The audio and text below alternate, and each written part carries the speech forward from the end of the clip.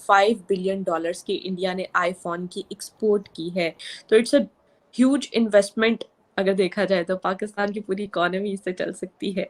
अभी अगर पाकिस्तान को $2 बिलियन नहीं, डॉलर्स मिल जाए। देखिए ऐसा है कि सिर्फ इलॉन मस्क ही नहीं, भारत का चाहे इसरो हो, भारत का चाहे मैन्युफैक्चरिंग यूनिट हो, चाहे टाटा हो, चाहे कोई भी हो, ये सब अब दुनिया की कंपनियां बन चुकी हैं। भारत सिर्फ अब मंडी नहीं रहा, भारत अब रिसर्च सेंटर है। टेस्ला जो है वो अपने जो प्लांट्स हैं और वो जो फैक्ट्रीज हैं वो इंडिया में बना रही हैं, और उसके साथ साथ $2 बिलियन की इन्वेस्टमेंट इंडिया में जाएगी। एग्ज़ाम हॉल में आप देखें इस्लामियात के पेपर में लोग चीटिंग करते हैं, कहाँ कहाँ इस्लामियात के उन्होंने वो पीसेज रखे होते हैं, मतलब कोई इंसान सोच भी नहीं सकता। तो ये 2 नंबर कामों में हम पाकिस्तानी 1 नंबर पे हैं, बाकी और कोई टैलेंट नहीं है। मैं प्रोफेशन से एडवोकेट हूँ, तो मैं अपने अगर हम प्रोफेशन की एग्जांपल देना तो हमारे लॉ में इंडियन बहुत ज़्यादा आगे हैं। उनकी रिसर्च, उनकी बुक्स, उनकी वीडियोस वगैरह अगर आप लोगों को देखें तो वो तकरीबन हमसे 50 साल आगे हैं। अब ये 7 मंथ्स का जो डाटा है, $5 बिलियन की इंडिया ने आईफोन की एक्सपोर्ट की है। प्रोडक्शन लिंक्ड इंसेंटिव है, इसको मोदी जी ने इनका सपना था कि हम इंडिया को एक मैन्युफैक्चरिंग हब बनाएंगे, और फिर लोगों को और इन्वेस्टर्स को ये भरोसा दिलाया कि भाई आप यहाँ पे आके अगर प्रोडक्शन करेंगे तो आपको एक अच्छा रिजल्ट मिलेगा। अब आप ये देखिए कि इंडिया के बने फोन जो है वो यूरोप में बेचे जा रहे हैं, मिडिल ईस्ट में बेचे जा रहे हैं, मेड इन इंडिया फोन। हम ये सोच नहीं सकते थे आज से 4 साल पहले। So this is what happens if you have right kind of leaders. एक लीडर ऐसा जो आपको ना, जब मोदी जी का ये मेक इन इंडिया प्रोग्राम आया था तो कई लोगों ने इसका मजाक भी उड़ाया था, लेकिन आज make in India is a huge success. इसका रिजल्ट जानती हैं क्या होगा? ये $5 बिलियन जो 7 महीनों में आए हैं, इसका ये होगा कि दूसरे जो इन्वेस्टर्स हैं जो मैन्युफैक्चरिंग यूनिट इंडिया में लगाने में डर रहे थे, उनके लिए एक बड़ा स्ट्रॉन्ग मैसेज गया। एक अमेरिकन जो इंडस्ट्रियलिस्ट है उनका ये स्टेटमेंट था कि Modi has converted India into a magnet and truly it has. इसका पूरा श्रेय अपनी जनता को तो दूंगा, हमारी हिस्ट्री को भी दूंगा, लेकिन हमें सही समय पे एक सही नेता मिल गया जो भारत को वाकई में प्रगति की राह पे ले जाना चाहते हैं। टेस्ला जो है वो अपने जो प्लांट्स हैं और वो जो फैक्ट्रीज हैं वो इंडिया में बना रही हैं, और उसके साथ साथ $2 बिलियन की इन्वेस्टमेंट इंडिया में जाएगी। तो इट्स अ ह्यूज इन्वेस्टमेंट। अगर देखा जाए तो पाकिस्तान की पूरी इकोनॉमी इससे चल सकती है। अभी अगर पाकिस्तान को $2 बिलियन मिल जाए। जो दुनिया को चला रहे हैं या दुनिया के मेजर डिसीजन मेकर्स हैं, वो इंडिया के बिना रह नहीं पा रहे, और मोदी जी ने उन सब को मजबूर कर दिया कि इंडिया की तरफ देखिए। आपका कोई बिजनेस प्लान आज की डेट में सक्सेसफुल नहीं हो सकता अगर इंडिया उसमें पार्ट नहीं है। तो आपको बिजनेस प्लान बनाने पड़ेंगे इंडिया को माइंड में रखते हुए, if you are a multinational company. जैसे एक समय था कि चाइना सेंट्रिक आपके स्ट्रेटेजी बनाए जाते थे, अब इंडिया सेंट्रिक बनाए जाएंगे। इंपॉर्टेंट ये है कि टेक्नोलॉजी आएगी, नो हाउ आएगा, यहाँ के बच्चे और ज्यादा, चूंकि हम तो ऑलरेडी स्किल्ड है, और उस स्किल को जब आप पॉलिश करेंगी, उस तरीके के नो हाउ लेंगी, तो यहाँ का बच्चा टेस्ला से भी आगे बढ़ के अपनी खुद की गाड़ियां बनाएगा। देखिए ऐसा है कि सिर्फ इलॉन मस्क ही नहीं, भारत का चाहे इसरो हो, भारत का चाहे मैन्युफैक्चरिंग यूनिट हो, चाहे टाटा हो, चाहे कोई भी हो, ये सब अब दुनिया की कंपनियां बन चुकी हैं। भारत सिर्फ अब मंडी नहीं रहा, भारत अब रिसर्च सेंटर है।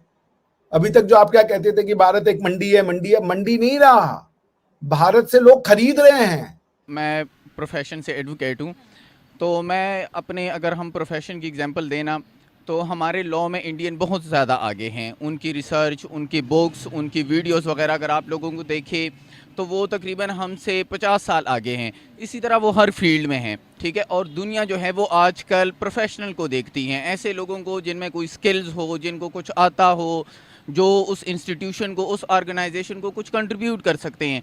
हम पाकिस्तानी, हमारी वैसी रेपुटेशन ऐसे, हमारे वज़ीर आज़म को एयरपोर्ट पे खड़ा किया जाता है, उनकी 3-3 घंटे तलाशी ली जाती है। सो वो प्राइम मिनिस्टर कुछ नहीं कह सकते जो चीफ़ एग्जीक्यूटिव है मुल्क का। तो आप सोच सकते हैं कि हमारे मुल्क का मतलब तालीमी हाल क्या होगा। सर ऐसा क्यों है, हम किस चीज़ में पीछे रह गए? और अगर हम भारत की बात करते हैं तो भारत हमसे, भारतीय क्यों आगे निकल गए? देखें, ये चीज़ ना आपको 1947 से ट्रेस करनी है। हमारी जो सबसे जो आप कह सकते हैं शुरू में हमारी बदकिस्मती थी, वो थी कि हमारे जो कायद-ए-आज़म रहमतुल्लाह अलैह थे वो ज़्यादा देर तक सर्वाइव नहीं कर सके। अनफॉर्चुनेटली उनकी बहुत जल्द डेथ हो गई। ठीक है जी। उनको 1949 में कॉन्स्टिट्यूशन मिला, हमें कॉन्स्टिट्यूशन जाके 9-10 साल बाद मिला। आप खुद सोचें, जिस मुल्क का 9-10 साल तक कॉन्स्टिट्यूशन ही ना हो, उनकी क्या डायरेक्शन होगी। ये मेरे ख्याल से ये एक बेसिक वजह है। लेकिन कॉन्स्टिट्यूशन जब हमारा आया है कॉन्स्टिट्यूशन, तो उसके बाद क्या बदलाव आपने देखा है? अब उसके बाद भी कोई ऐसा सच बदलाव नहीं आया, क्योंकि ये जो होती है ना कि मतलब एक मुल्क ने चीज़ों को फॉलो करना है, उनकी जो प्रोग्रेस होती है, जो उनकी तरक्की होती है, ये जो है ना पूरी कम्युनिटी की होती है। ठीक है, इसमें अवाम का भी उतना ही हाथ होता है जितना कि किसी पब्लिक ऑफिस होल्डर का होता है। एक चीज़, सॉरी मैंने आपको डिस्टर्ब किया है, हम हमेशा कहते हैं पाकिस्तान में टैलेंट बहुत ज़्यादा है, तो बाहर के ममालिक तो ढूंढते ही टैलेंट है, चाहे वो किसी भी कंट्री का हो। फिर ये टैलेंट हमारा जो है वो दूसरे ममालिक के सामने क्यों नहीं आता? वो हमेशा कहते हैं कि भारतीय स्किलफुल होते हैं, स्किल्स उनके पास ज़्यादा होती हैं, उनके पास एक्सपीरियंस ज़्यादा होता है, तालीम ज़्यादा होती है। अब इसके बारे में आप क्या कहेंगे? देखिए मैडम, मैं बिल्कुल नहीं समझता कि इस मुल्क में कोई टैलेंट है। हमारे यहाँ जो टैलेंट है वो ये है कि मिलावट किस चीज़ में कहाँ करनी है, दो नंबरी कैसे करनी है, ये इन चीज़ों में टैलेंट है। कहाँ से किस तरह से छुपना है, इन चीज़ों का टैलेंट है। एग्ज़ाम हॉल में आप देखें, इस्लामियात के पेपर में लोग चीटिंग करते हैं, कहाँ कहाँ इस्लामियात के उन्होंने वो पीसेज रखे होते हैं, मतलब कोई इंसान सोच भी नहीं सकता। तो ये 2 नंबर कामों में हम पाकिस्तानी 1 नंबर पे हैं, बाकी और कोई टैलेंट नहीं है। एजुकेशन का कोई टैलेंट नहीं है। कोई नहीं है। आप देखें, इस मुल्क में 2 नोबेल प्राइज़ 2 लोगों को मिले हैं, हमने उनका क्या हाल किए। उनका नाम लेना, हाँ जी, उनका नाम लेना यहाँ गुनाह है। आप उनका नाम ले तो आप पे फतवे लग जाते हैं। भारत का बढ़ता इकोनॉमिक माइट आज किसी से छुपा हुआ नहीं है। पूरी दुनिया के बड़े से बड़ा इन्वेस्टर और बड़े से बड़ी मल्टीनेशनल कंपनी भारत में इन्वेस्ट कर रही है, और उसका सिंपल रीज़न है रिटर्न ऑन इन्वेस्टमेंट की गारंटी। आज इस रिसेशन के दौर पे जहाँ की दुनिया की बड़ी बड़ी इकोनॉमीज माइनस में ग्रोथ रेट दिखा रही हैं या पूरी तरह से स्टैग्नेंट हो चुकी हैं, वहीं भारत दुनिया की अकेली ऐसी मेजर इकोनॉमी है जो आज भी 7% के ऊपर ग्रोथ रेट दिखा रहा है। इसी वजह से दुनिया भर के बड़े बड़े इन्वेस्टर्स भारत की तरफ दौड़ रहे हैं। इसमें हर एक बड़ा नाम आता है गूगल, आईफोन, टेस्ला, अमेजोन।